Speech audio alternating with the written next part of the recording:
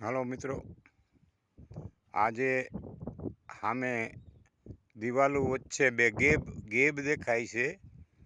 એ ગેબ તળાવનો છે.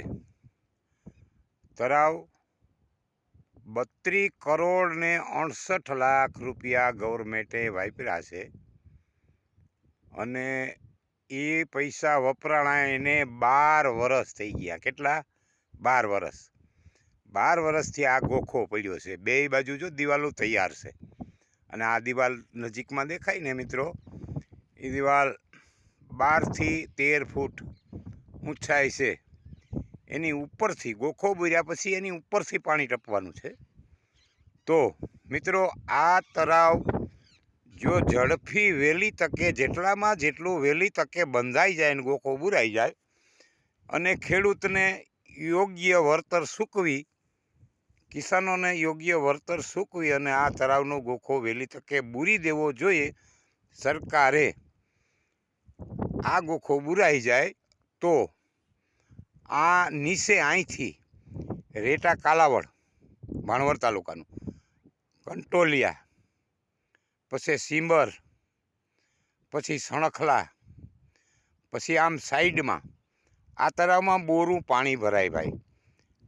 એનું કારણ છે કે હાજડિયારીની નદી આવે, મોટા ગુંદાની નદી આવે, ગુંદલાની નદી આવે, પછી સોરઠી નદી આવે અને જૂની ફોટની ફલકુ નદી આવે. આવી 5 નદીઓનું પાણી આ તળાવમાં આવે. કોઈ દી ખાલી ન રહે. એક જ વરસાદમાં ઓવરફ્લો થઈ અને આ તળાવમાંથી પાણી ટપી જાય. પાણીની કમી જ નથી આવતી ભાઈ, આટલું પાણી આવે. પણ પથરાળ જમીન હોવા છતાં આ પાણી બધું વહી અને દરિયામાં વયું જાય છે.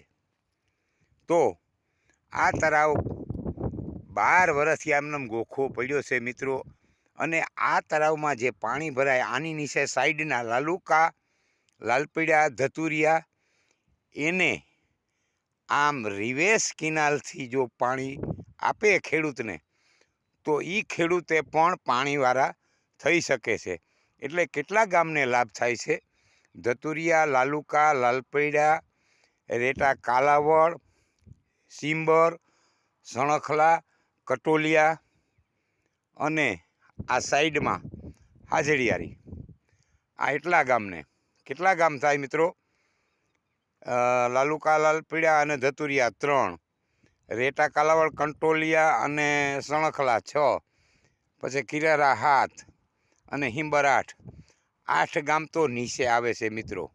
8 ગામી પછી ઉપરના સાઈડના અને ઉપરના એ અડધા પૂણા ગામને ફાયદો થાય. 8 ગામી પછી હાજડિયારી, મોટા ગુંદા, ગુંદલા અને જૂની ફોટ અને નવી ફોટ. 5 ગામમાં 8 ને 5 13 ગામને આ પાણીનો લાભ મળે એમ છે. પણ મિત્રો, રાજકારણીયા જે કંઈ કરતા હોય એ કરે, પણ તમારે ખેડૂત સામું જોઈ અને આ તળાવ વહેલી તકે પૂરું કરવું જોઈએ અને બાંધી દેવું જોઈએ. ખેડૂતને યોગ્ય વળતર સૂકવી અને બાંધી જવું જોઈએ. પણ આવા બાના કરો, જઈએ તઈએ વોટ્સઅપમાં તમે નાખો કે હવે અમે તમારી સહમતિ લેવા આવવાના છે. મિત્રો, તમે સહમતિ લીધી હતી પછી તો બાંધ્યું.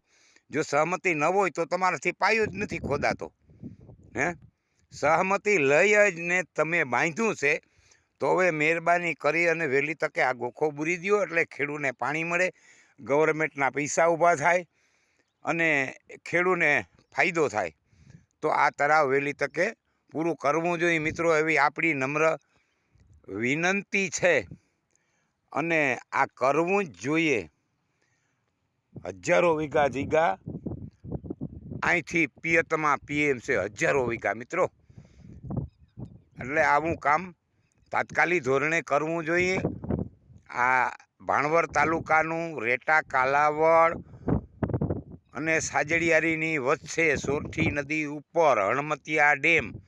આ હણમતિયા ડેમ 50 વર્ષથી આ સાંભળે છે મિત્રો. તેદીના આને માપતા હતા, પણ મેરામણભાઈ ગુરિયા આવ્યા ધારાસભ્યમાં ત્યારે એની તાત્કાલિક આ કામ કરાવ્યું અને થઈ ગયું. પછી પાછું લટકે છે.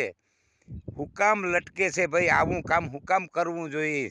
સરકાર ગમે એની હોય, અમારે એના હારે લેવા દેવા નથી, પણ આ કામ થવું જોઈએ અને બે બાજુ ફાયદો થાય. ગવર્મેન્ટને પૈસા મળે પિયતના અને ખેડૂતને પાક મળે, બેય કામ થાય. એટલે નમ્ર વિનંતી મિત્રો, વહેલી તકે આ તળાવ પૂરું કરવું જ જોઈએ. જય જવાન જય કિસાન.